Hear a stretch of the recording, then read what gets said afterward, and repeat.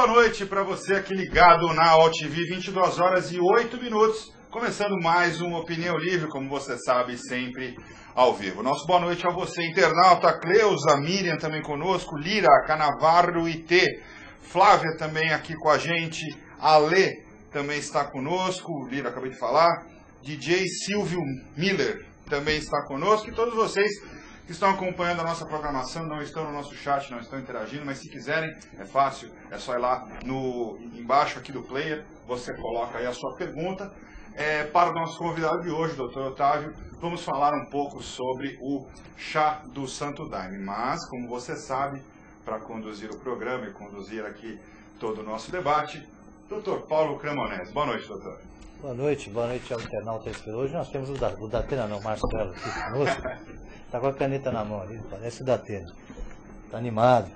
Mas quero agradecer a presença aqui do Dr. Otávio Rossi Vieira, que é advogado criminalista e é conselheiro da Ordem dos Advogados do Brasil, aqui de São Paulo, mas que hoje nós podemos até falar um pouquinho de algum tema relacionado à área jurídica, mas a gente veio falar realmente sobre esse chá, que o Marcelo já vai iniciar aí com as perguntas. Pois é, eu fiz algumas pesquisas a respeito dessa. Boa noite, doutor. Obrigado pela sua presença aqui no nosso programa mais uma vez. Seja muito bem-vindo.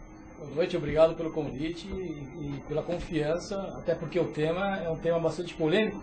Só fazendo uma observação. O Santo Daime é uma religião. O chá é outra coisa. O chá ele é denominado como ayahuasca, exatamente, que é utilizado por esse grupo de pessoas que faz parte dessa religião. Muito bem, eu peguei aqui algumas informações a respeito disso. O chá do Santo Daime, Iagé, Capi, vinho de Deus também é chamado, são os outros nomes, né? Na linguagem Quechua.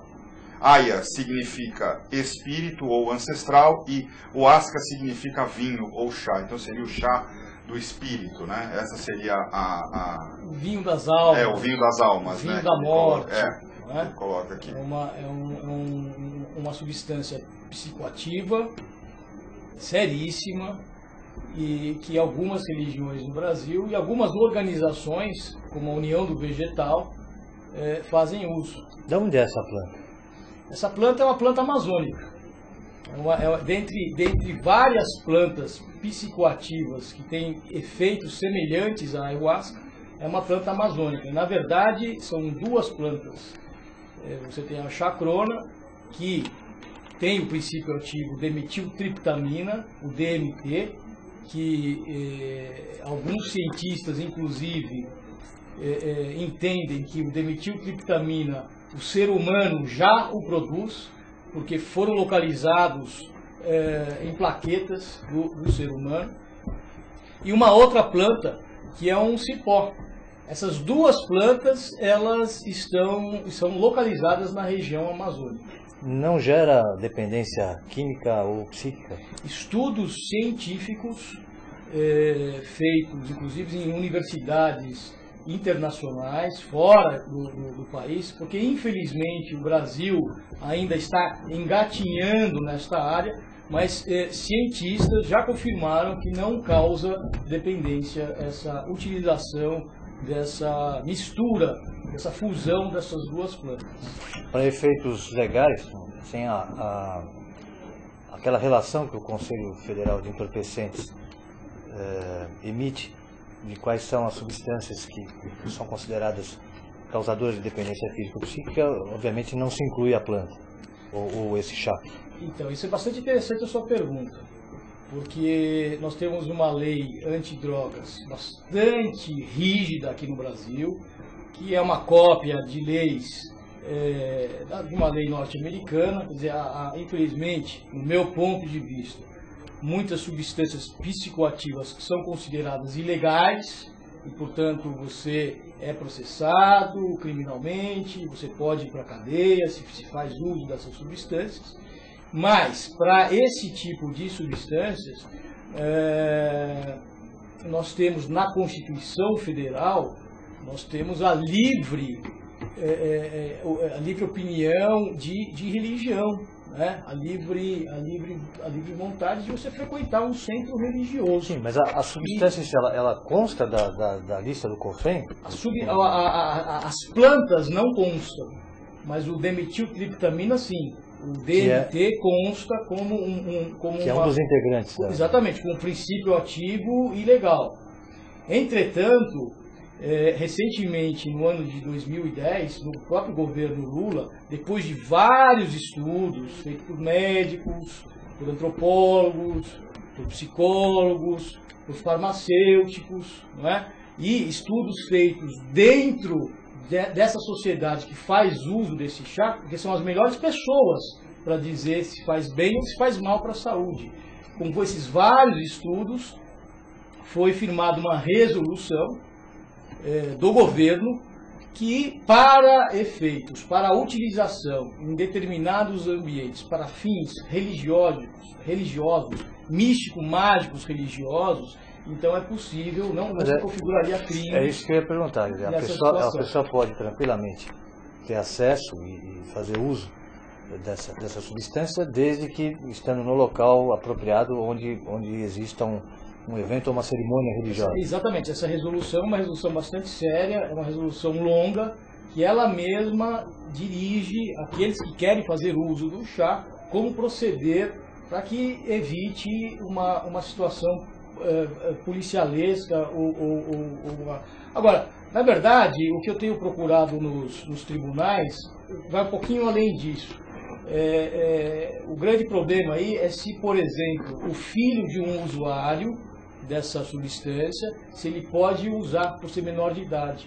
E se uma mulher grávida pode usar essa substância. Se o cidadão estiver em casa, eu estou perguntando como leigo, hein? Claro. Se o cidadão está em casa, vou comparar a minha religião. Eu estou em casa, eu quero rezar.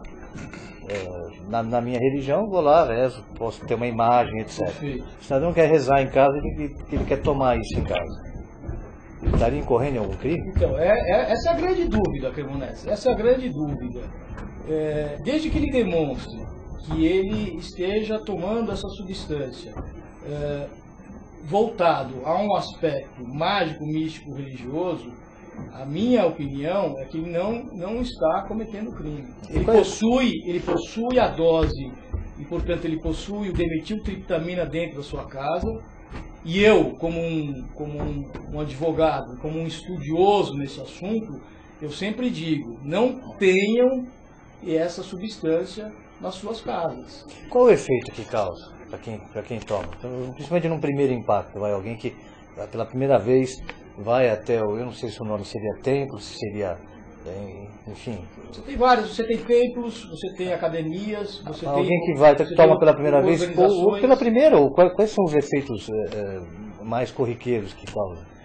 O efeito é um efeito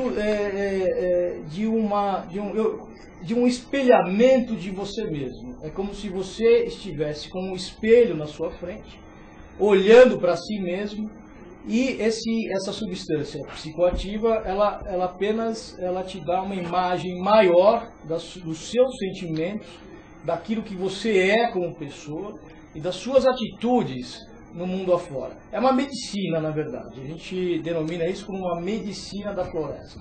Isso não significa que você frequentando um templo, você frequentando uma academia, uma organização, ou tomando o chá dentro da sua casa, que você vá se curar de alguma coisa. Não significa nada disso. Não é essa a filosofia do uso do chá.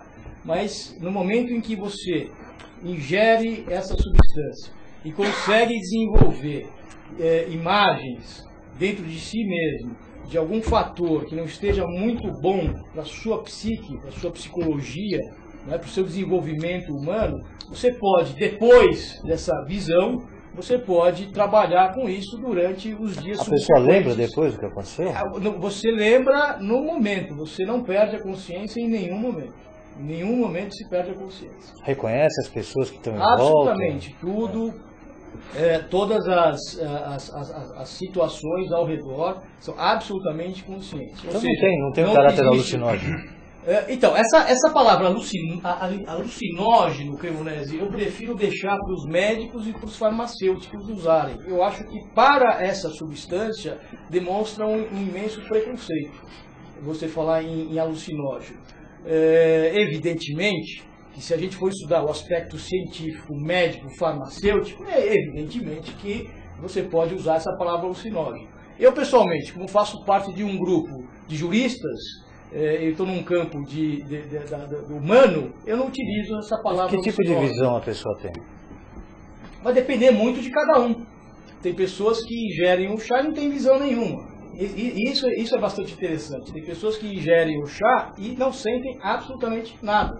Saem de lá absolutamente descrentes com essa filosofia de vida, porque não sentem nada, não veem nada, não conseguem nada. Há outras pessoas que conseguem ter visões daquilo que você tem dentro de si. Então, se você carrega com você Buda, carrega Krishna, Jesus Cristo, Mãe de Cristo, você vai ter essas visões, aquilo que você tem dentro de si. Cada um tem as suas visões. O mais interessante... A pessoa vê Buda, por exemplo, a imagem de Buda. Enfim, eu tenho que perguntar. Claro. Ela não está tendo uma alucinação? Então, repito, esse termo alucinação, no meu ponto de vista, como um indivíduo que estou estudando isso já há algum tempo, e da áreas de humanas, é um preconceito. Porque, na verdade, você está vendo aquilo que está dentro de você. Se você considerar isso como uma alucinação, então você está tendo uma alucinação. Entretanto, ela é muito mais profunda do que isso, porque muitas pessoas elas vão para um grau de percepção ancestral.